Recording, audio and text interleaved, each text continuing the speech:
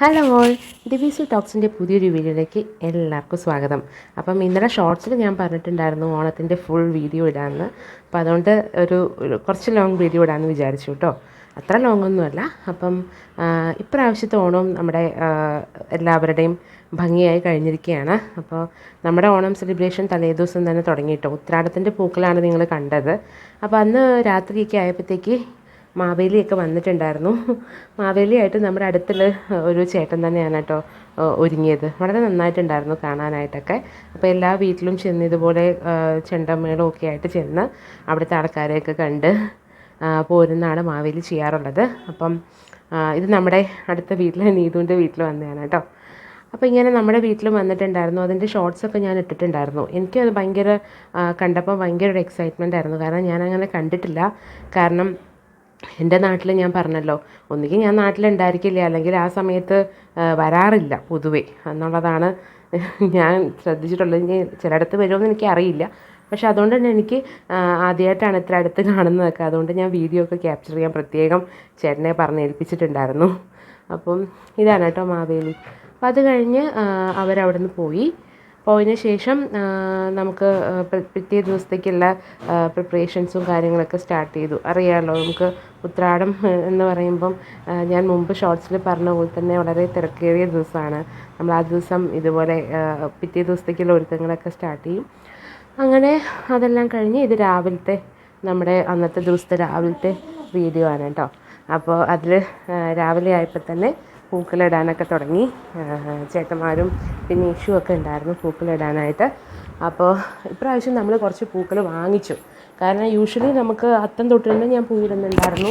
അന്ന് നമുക്ക് അത്യാവശ്യം പൂക്കളൊക്കെ വീട്ടിൽ തന്നെ ഉണ്ടായിരുന്നു. പിന്നെ ഓണത്തിന് കുറച്ച് ഗ്രാൻഡ് ആക്കാമെന്ന് ഓർത്ത് കുറച്ച് പൂക്കൾ വാങ്ങിക്കുകയാണ് ചെയ്തത്. ഓക്കെ. പിന്നെ രാവിലെ എല്ലാ ദിവസത്തെയും പോലെ തന്നെ ഓണത്തിന് എല്ലാവരും അമ്പലത്തിലൊക്കെ പോകുമല്ലോ. പോകേണ്ടവർക്ക് പോവാം, ഞാൻ പോകാറുണ്ട്. അപ്പോൾ അത് കാരണം റെഡിയായി. ഞങ്ങൾ ഓണപ്പൂക്കളത്തിൻ്റെ അവിടെ നിന്ന് കുറച്ച് ഫോട്ടോസും വീഡിയോസൊക്കെ എടുത്തു. പിന്നെ ഇതെന്ന് പറയുമ്പോൾ നമുക്ക് വർഷത്തിലൊരിക്കലുള്ളതല്ലേ. അപ്പോൾ ഈ ഫോട്ടോസൊക്കെ കാണാൻ എനിക്ക് എല്ലാ ഓണത്തിനും ഞാൻ ഫോട്ടോ എടുക്കാറുണ്ട്. ഞാനതൊക്കെ സൂക്ഷിച്ച് വയ്ക്കാറുണ്ട് കേട്ടോ. അങ്ങനെ ഞങ്ങൾ അമ്പലത്തിലേക്ക് പുറപ്പെട്ടു. ബൈക്കിനാണ് പോയത്. ഹെൽമെറ്റ് വയ്ക്കാത്ത എന്താണെന്ന് വിചാരിക്കേണ്ട, വളരെ അടുത്തുള്ളൊരു അമ്പലമാണ് കേട്ടോ. അതുകൊണ്ടാണ്. അങ്ങനെ അമ്പലത്തിലെത്തി. ഇതാണ് അമ്പലത്തിലെ പൂക്കളം. അമ്പലം എന്ന് പറയുന്നത് ഞാൻ പറഞ്ഞല്ലോ, കൈപ്പുഴ ശ്രീകൃഷ്ണ സ്വാമി ക്ഷേത്രമാണ്.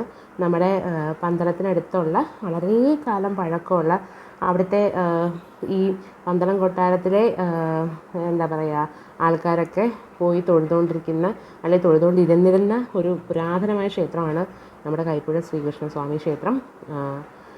അപ്പോൾ അവിടുത്തെ പ്രധാന പ്രതിഷ്ഠ അറിയാം, ശ്രീകൃഷ്ണ സ്വാമി തന്നെയാണ്. ഞങ്ങളും ഇതുപോലെ പോയി അവിടെ ഇടയ്ക്കിടയ്ക്ക് പോകാറുണ്ട്.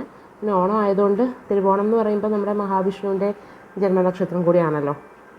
അങ്ങനെ അവിടെ പോയി തൊഴുതപ്പം അത്യാവശ്യം തിരക്കുണ്ടായിരുന്നു. എന്നാൽ ഭയങ്കര തിരക്കൊന്നുമില്ല. അപ്പോൾ അവിടെ ഞാൻ എപ്പോഴും ശ്രദ്ധിക്കാറുണ്ട്. കഴിഞ്ഞ അഷ്ടമിരോഹിണിക്ക് പോയപ്പോഴും വിഷുവിന് പോകുമ്പോഴൊക്കെ അവിടെ ഒരു ഊഞ്ഞാൽ കെട്ടാറുണ്ട്. അപ്പം ഇപ്രാവശ്യം ഓണത്തിന് അവിടെ ഒരു ഊഞ്ഞാലുണ്ടായിരുന്നു. എനിക്ക് ആടണമെന്നുണ്ടായിരുന്നു. ഞാൻ പിന്നെ റിസ്ക് എടുക്കാൻ പോയില്ല. അപ്പം ഇഷുവിനെ ആട്ടി. ഇഷു ആദ്യമൊക്കെ കുറച്ച് പേടിയുണ്ടായിരുന്നു കയറാനായിട്ട്. പിന്നെ അവൻ ഇരുന്ന് കഴിഞ്ഞപ്പോൾ അങ്ങ് ഇഷ്ടപ്പെട്ടു. അപ്പോൾ ചേട്ടൻ കുറച്ച് നേരം ഇരുന്ന് ആട്ടി. പിന്നെ മസിൽ പിടിച്ചായിരിക്കണത് കണ്ടോ. അങ്ങനെ പിന്നെ നമ്മൾ കുറച്ച് നേരം അവിടെ സ്പെൻഡ് ചെയ്തു, അമ്പലത്തിലൊക്കെ തൊഴുതു. പിന്നെ ഇത് ശിവക്ഷേത്രത്തിന് മുമ്പിലുള്ള നന്ദികേശ്വരൻ്റെ ഇതാണ്. അവിടെ ഇങ്ങനെ അറിയാമല്ലോ, ഇങ്ങനെ ഒരു ആചാരമുണ്ട്. നമ്മൾ ഈ എന്തെങ്കിലും ആഗ്രഹങ്ങളൊക്കെ ഉണ്ടെങ്കിൽ സ്വകാര്യം പറഞ്ഞാൽ സാധിക്കുന്നൊക്കെയാണ് പറയാറുള്ളത്. നിങ്ങൾക്ക് അങ്ങനെ എന്തെങ്കിലും വേറെ ഉണ്ടെങ്കിൽ കമൻറ്റ് ചെയ്യൂ കേട്ടോ, അറിയാമെങ്കിൽ, ഡീറ്റെയിൽഡായിട്ട് അറിയാമെങ്കിൽ. അങ്ങനെ അവിടെ നിന്ന് ഇറങ്ങി അമ്പലത്തിനടുത്ത് തന്നെയായിട്ടൊരു ബ്രിഡ്ജുണ്ട്, ഒരു ഹാങ്ങിങ് ബ്രിഡ്ജ്, ഒരു തൂക്കുപാലമുണ്ട്. അപ്പം അവിടെ ഞാൻ ഒരു പ്രാവശ്യം പോയിട്ടുണ്ട് മുമ്പ്. ഇപ്പോൾ ഇത് ഇഷ്യൂ ഉള്ളത് കാരണം നമ്മൾ അവിടെ പോകാമെന്ന് വിചാരിച്ചു. നല്ല രസമാണ് കേട്ടോ കാണാൻ. ഒത്തിരി പേരുണ്ടായിരുന്നു. ഓണം ആയതുകൊണ്ട് തന്നെ അങ്ങോട്ടും ഇങ്ങോട്ടും പോകാനൊക്കെ.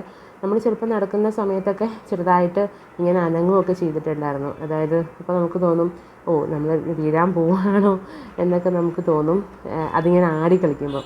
ഞാൻ മുമ്പ് മലമ്പുഴ ഒരു പ്രാവശ്യം ഇതുപോലെ തൂക്കുപാലത്തിൽ കയറിയിട്ടുണ്ട്. അല്ലാതെ ഞാൻ അങ്ങനെ കയറിയിട്ടില്ല കേട്ടോ. മലമ്പുഴ എന്നൊക്കെ പറയുമ്പോൾ അത് ശരിക്കും നമുക്ക് ഇതുപോലെ ഇത്ര എന്താ കൺസ്ട്രക്റ്റഡ് അല്ലാതെ ഒരു സാധാരണ ശരിക്കും നമുക്കത് പേടിയാവും ആ ഒരു എക്സ്പീരിയൻസ്. അങ്ങനെ അത് കഴിഞ്ഞ് നമ്മൾ വീട്ടിലെത്തിയപ്പോൾ കുക്കിംഗ് ഒക്കെ തുടങ്ങി. എല്ലാം തലേദിവസം അരിഞ്ഞ് വെച്ചിട്ടുണ്ടായിരുന്നു കേട്ടോ. പായസവും പപ്പടമൊക്കെയാണ് പിന്നെ കാര്യമായിട്ട് അന്ന് ഞാൻ അമ്പലത്തിൽ പോയി വന്നതിന് ശേഷം ഉണ്ടാക്കിയത്. പിന്നെ അച്ഛൻ നല്ലൊരു കുക്കാണ്, എല്ലാം ഹെൽപ്പ് ചെയ്യും. അപ്പം ഞങ്ങൾ ഇത്രയും വിഭവങ്ങളാണ് ഉണ്ടാക്കിയത്. ഞാൻ കഴിക്കുന്ന ഫോട്ടോ ഒന്നും എടുത്തില്ല, പാലട പായസമാണ്. ഇത്രയേ ഉള്ളൂ ഇന്നത്തെ വീഡിയോ. ഇഷ്ടമായെങ്കിൽ ലൈക്കും കമൻറ്റും ചെയ്യുക. Thank you so much.